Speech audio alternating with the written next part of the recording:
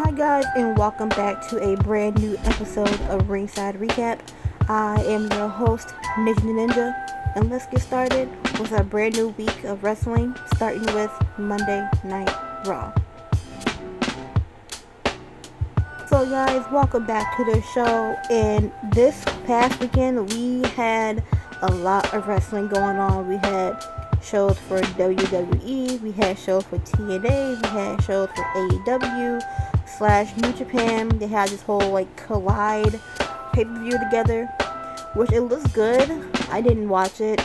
I cannot afford another subscription. so but from the clips I've seen, it all looks really, really good, and I hope everybody enjoyed their weekend. I know I enjoyed mine, watching Night of Champions and watching NXT's Great American Bash this whole weekend, and interacted with a lot of people on TikTok and all them. But I'm excited for this Monday Night Raw. I think it's going to be a decent one. I don't think it's going to be great, but I think it's going to be decent and watchable. Makes me curious to know about what Oba and Roman is going to do, because I know they're both going to be in the building today. Same goes with Io and Liv. But I guess we'll see how that turns out, and I'll let y'all know. But after all that, let's get started with the show.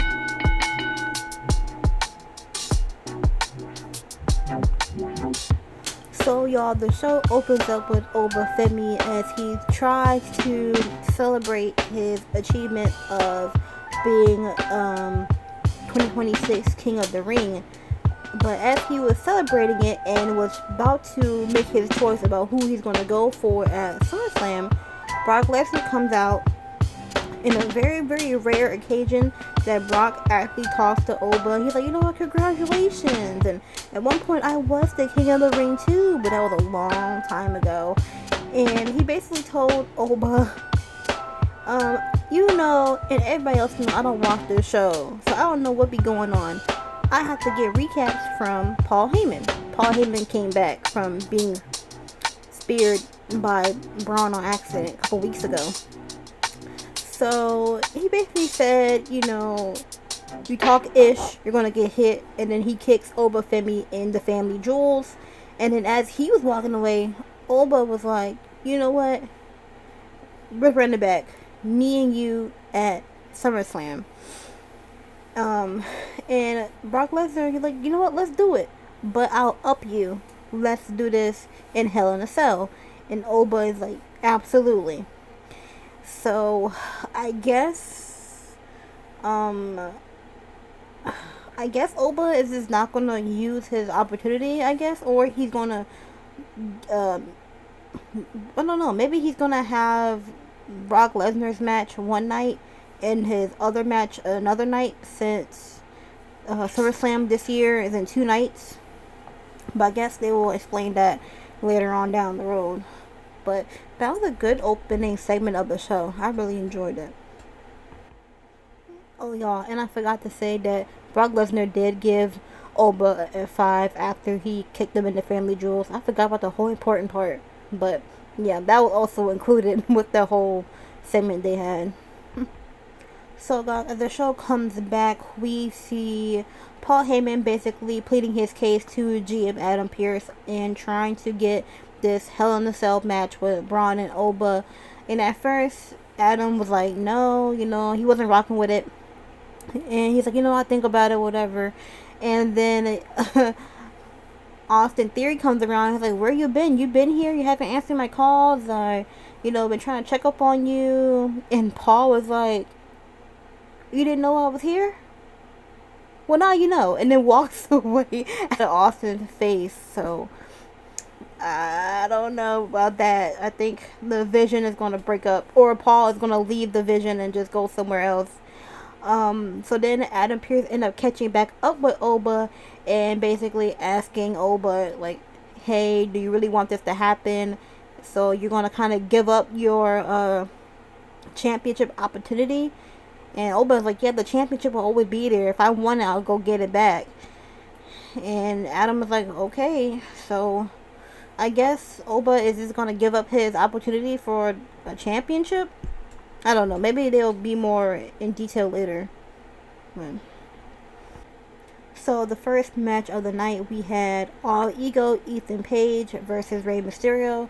And I'm not going to lie, I really did not care for this match at all.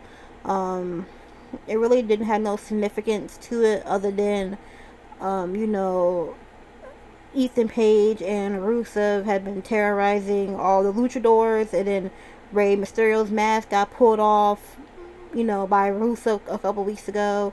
So I guess this is just a, a continuation of this rivalry, but it was decent. Rey Mysterio, I always say this, for his age, he can still go. You can tell he's a little bit slow at things now. He takes a while to recover a little bit, but he still can push. He can still push on as being a decent talent. But it was an okay match. It was decent. And then we get a quick little Judgment Day segment.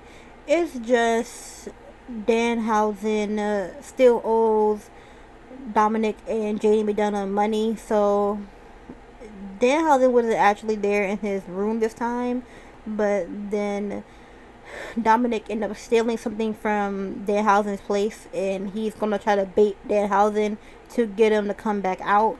And JD McDonough is like, let's hurry up because I want to get uncursed and I don't want to be here anymore. So I guess Danhausen's gonna probably come later on in the night because JD do have a match later. So I'm pretty sure he's gonna come then and curse JD again. So y'all, the next segment we had a Joe Henry concert, and he didn't come alone. He called out also the Street Profits, and all of them basically celebrate the wins they had the past couple weeks. The Street Profits got the tag team championships back, and they basically thank themselves, the WWE Universe. They thank Joe Henry. They thank Seth Rollins for all of their help of helping them getting back to the championships and being the new champions and to hopefully conquer the division once again. So then Joe Henry tries to do his concert. He says a couple things, but then gets interrupted by Austin Theory.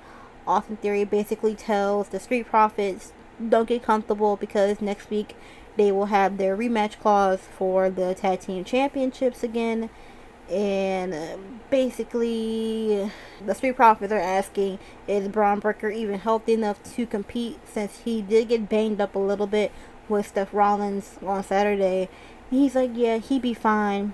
But since Joe Henry wanted to talk trash about me in his songs, that'll be the last song he will ever write about me, because them two are going to have a match within the next couple minutes or so.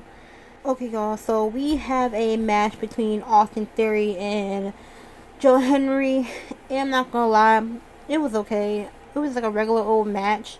I didn't really care for this match because I feel like Joe Henry really doesn't have a significant reason to be with Austin Theory right now. Like, I mean, I don't know. I guess he can be, because he did help the Street Profits, but I feel like this was just a random match that they just put together because probably everybody is not there because they probably just recovering from being in Saudi Arabia. But at the end, Joe Henry ended up picking up the win against Austin Theory. So I guess Austin's going to probably lose his top sometime tonight or next Monday. So then it jumps to GM Adam Pearce and Raquel from the Judgment Day, and she is trying to plead her case with Adam Pearce to get a match, but she has to basically go ahead and take on Maxine Dupree first before she can get the match that she wants, because Adam Pearce is like, there's so many people more deserving than you trying to jump a line for something. And she was like, okay, I'll just go over Maxine Dupree. So then you have Liv and Roxanne come around, and Liv is like, "Oh, did you get your match that you wanted?" And she was like, "Oh, I have to go against Maxine Dupree first before I can have my match." And basically, Liv's like, "You got it. We have your back, so and so." So I guess they're gonna have a match later on tonight. So y'all, the next segment of the night, we had Io Sky as she was trying to celebrate her win of her Queen of the Ring tournament, but kind of in the same fashion that Io got it too.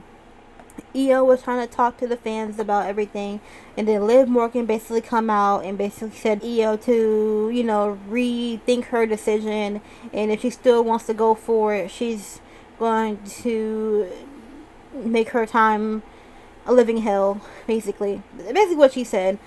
And then the Judgment Day ladies, you had Raquel, you had Roxanne, and they basically all jumped Io.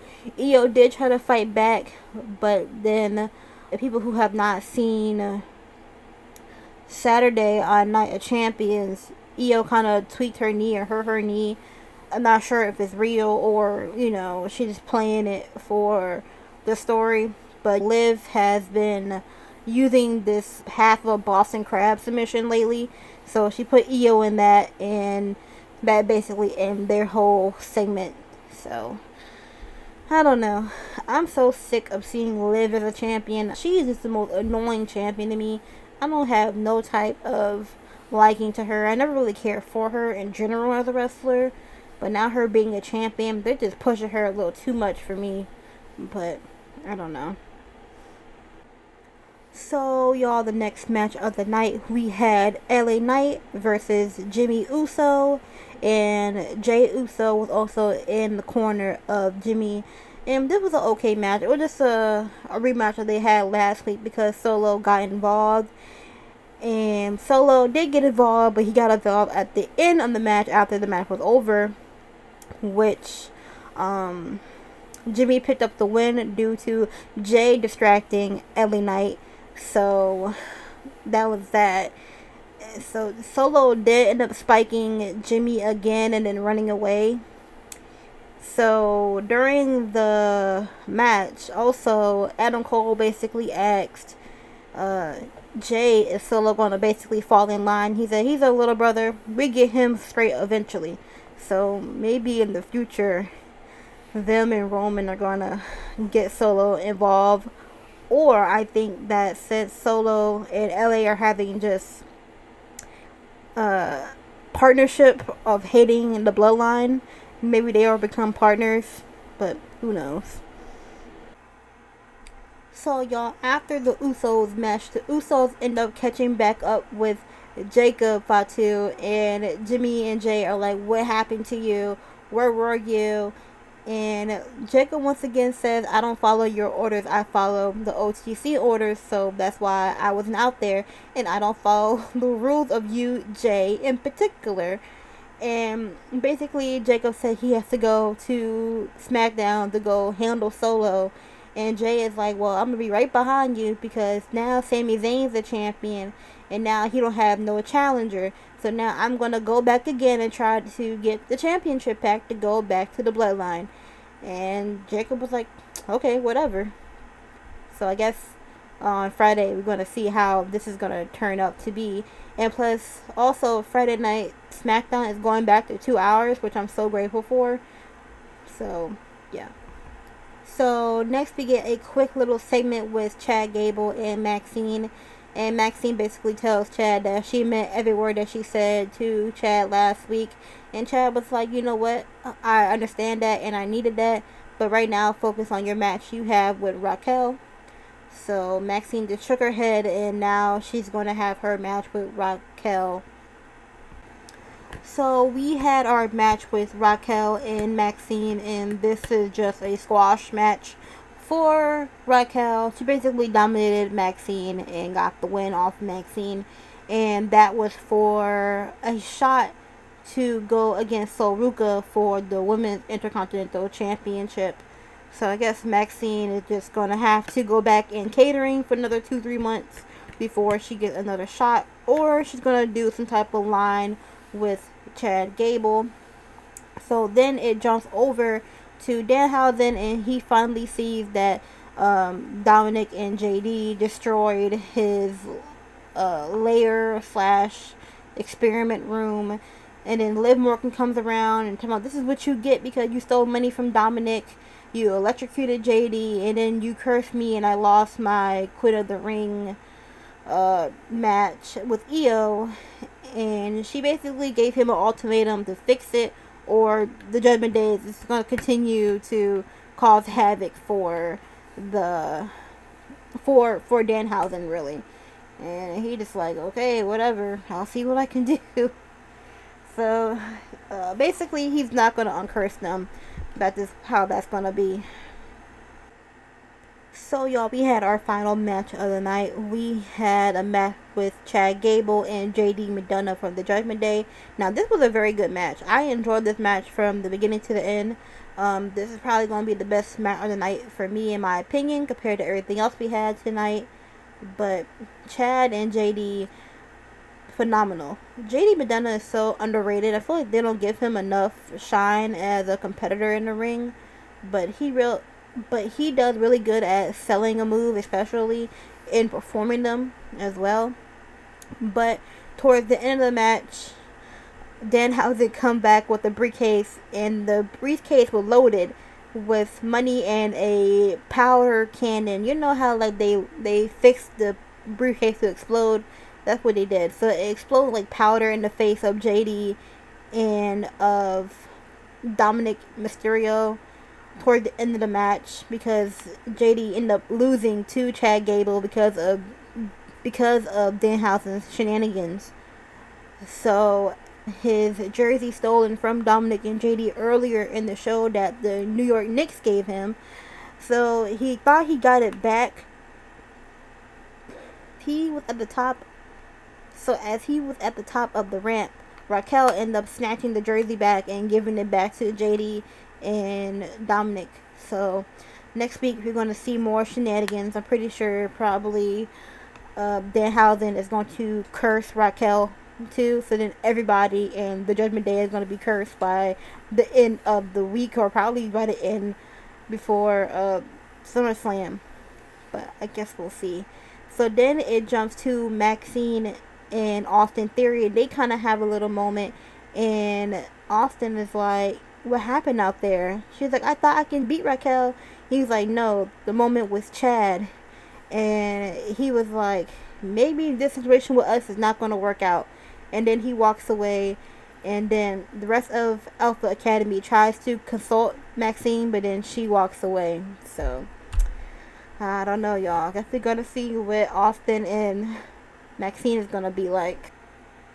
So y'all, the last segment of the night, we had Roman Reigns and Seth Rollins. Roman came to the ring and tried to do his little spiel that he normally do, but got caught off by Seth Rollins, and I'm gonna just cut it short. It was just Seth Rollins going through the history of him and Roman, how they started at the Shield being young and hungry, to now them being the elders and the ones that they are probably going to get kicked out by the new generation. So then Steph basically proposed to Roman and said that let's run this back one more time for possibly the last time at SummerSlam. And Roman said yes, because due to the fact that Roman has never beaten Steph one-on-one before, and Roman said he needs to beat him to close that chapter of their rivalry, and possibly the last time they'll ever face each other in the ring. So on SummerSlam, we're going to get Roman versus Seth Rollins, probably for the heavyweight championship, and that ended Monday Night Raw. So y'all, this Monday Night Raw, it was okay. I didn't really care for it.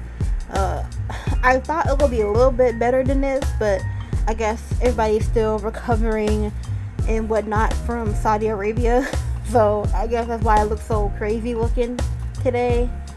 But I'm gonna say that the only match I truly enjoyed was JD's and Chad Gable's match today. And I really enjoy Seth and Roman's and Oba and Brock segments the most out of everything else. But yeah, that was today's show.